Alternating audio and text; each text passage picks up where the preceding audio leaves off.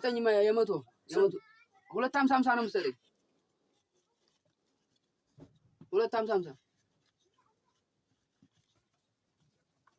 እንካ አንታይ ሰጠሁ እኮ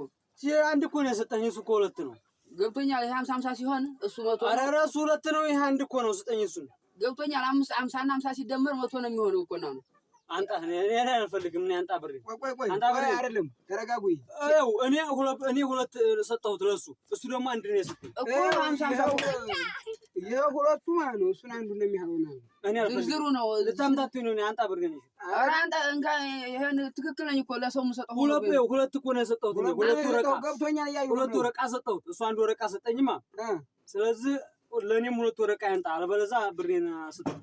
አይ አይደለም ለሰው የምሰጠው ችግር ነው ታምታቱኛላችሁ ነው አልፈልግም እንካ ብሬን እንካ ለሰው የምሰጠው ብሬን አንተ ብሬን ለማ ተረዳን ችግሩ ነው ይሄ እኮ ትክክል ነው እንዴ